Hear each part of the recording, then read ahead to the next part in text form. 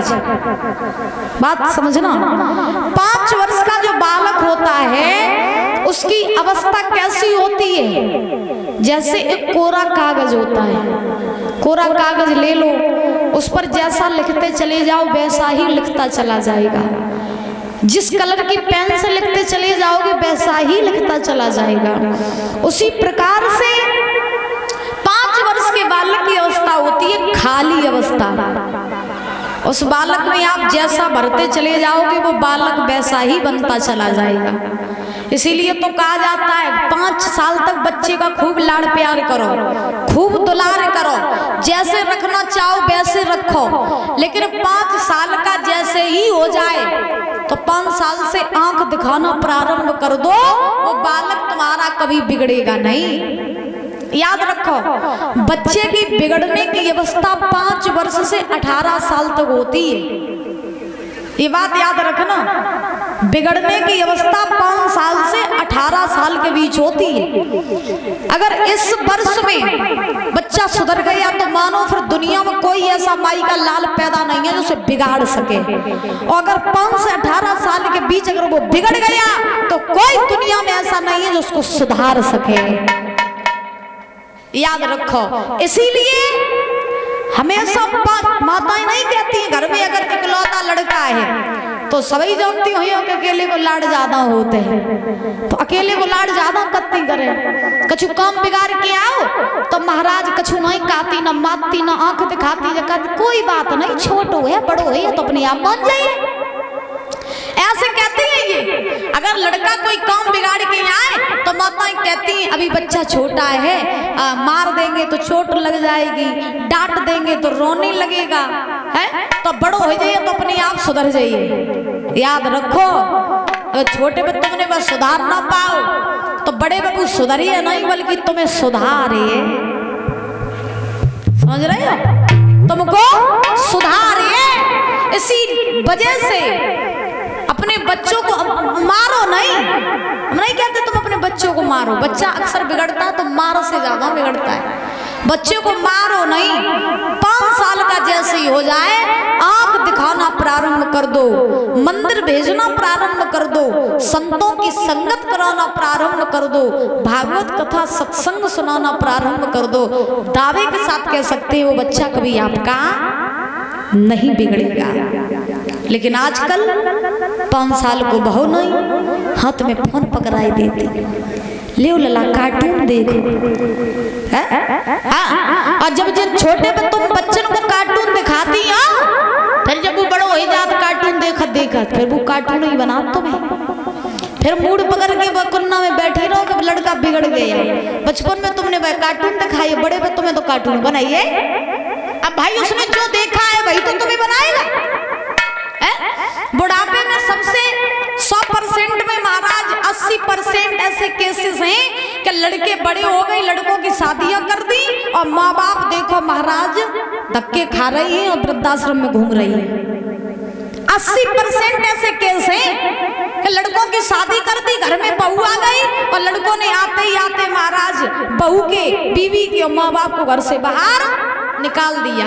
अगर तुमने अपने लड़कों को अच्छे संस्कार ही दिए होते, अपने बच्चों को अगर तुमने अच्छे संस्कार दिए होते तो तुम्हारी दशा ये नहीं है जो आज हो रही। इसीलिए अपने बच्चों को संस्कार देना बहुत जरूरी है। खिलौना नहीं दोगे तो बच्चा एक बार रोएगा, लेकिन संस्कार नहीं दिए तो जिंदगी भर तुम्हें रुलाएगा। आज ध्रुव जी जो है, जब उत्तम ने कहा भैया चलो हम तुम्हें सभा बीच में ले चले, तो उत्तम ध्रुव जी का हाथ पकड़ करके परीक्षित जी ले गया और उत्तानपाद की सभा में ले जा करके खड़ा कर दिया। जैसे ही महाराज उत्तानपाद की सभा में ले जा करके खड़ा किया है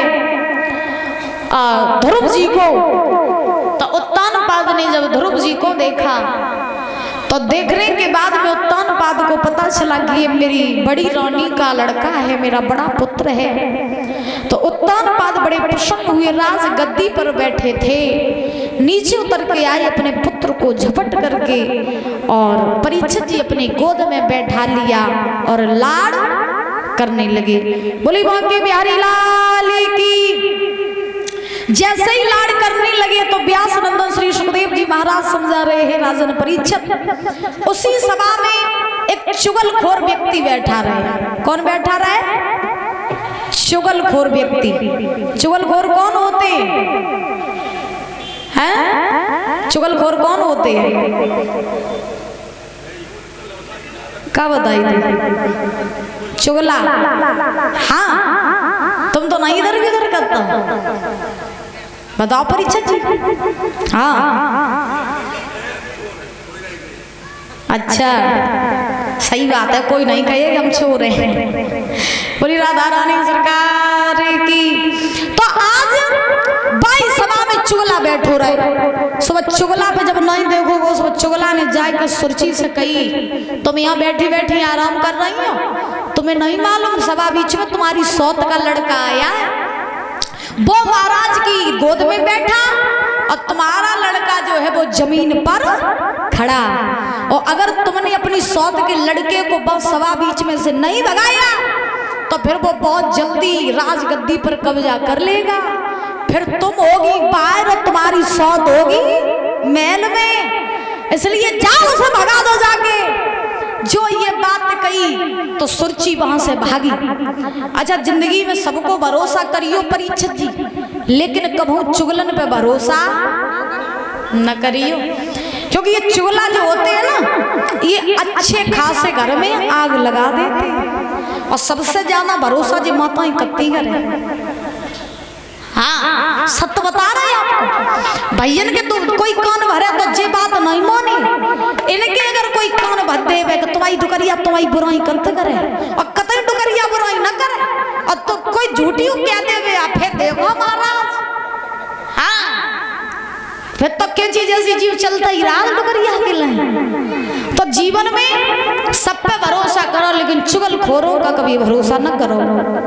सुरची आज आई है सभा बीच में, क्या देखा कि ध्रुव जो है वो उत्तानपाद की गोद में बैठे और उत्तम जो है वो जमीन पर खड़े। सुरची ने जाकर के ध्रुव का हाथ पकड़ा, खींच करके झपट करके जमीन पर पटक दिया, एक तमाचा मारा, कहा दुष्ट नालायक पापी, अगर तुझे इस राजगद्दी पर बैठने का इतना ही शौक है तो तू मेरे गर्भ से जन्म लेके आता, मेरे सौत के गर्भ से जन्म लेके काय को आओ है? भाग जाए यहाँ से, दोबारा दिखाई दे गया ना तो मुझसे बुरा कुछ कोई नहीं होगा। ध्रुव जी को वहां से भगा दिया। ध्रुव जी रोते हुए महाराज आए हैं और इसी बीच में ये 51 रुपए आए हैं देव यादव क्रेन सर्विस ग्राम मलोखर से।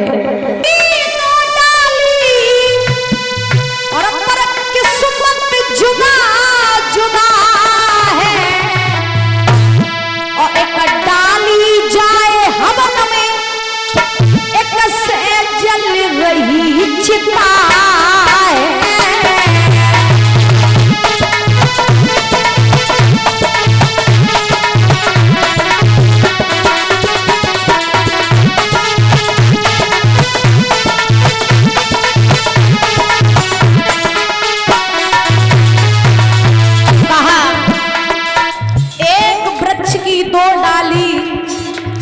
किस्मत जुदा जुदा है, एक डाली जाए हवन में, एक से जल रही चिता है। वृक्ष एक है, वृक्ष की 2 डालियां हैं, लेकिन किस्मत देखो कि एक हवन में जाती है और एक चिता में। दूसरी बात सुनो,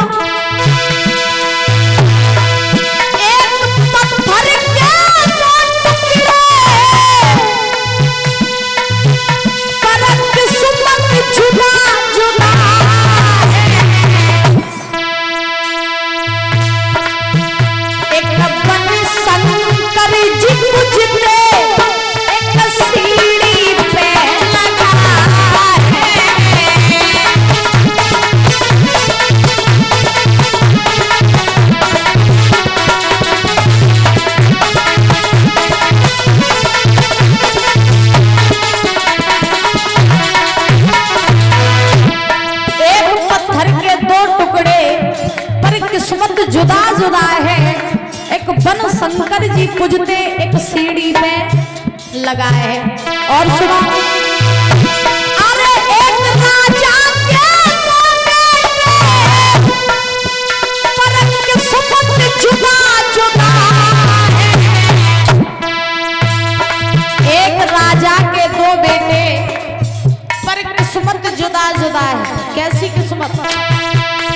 झूले पालने में एक पत्तों पे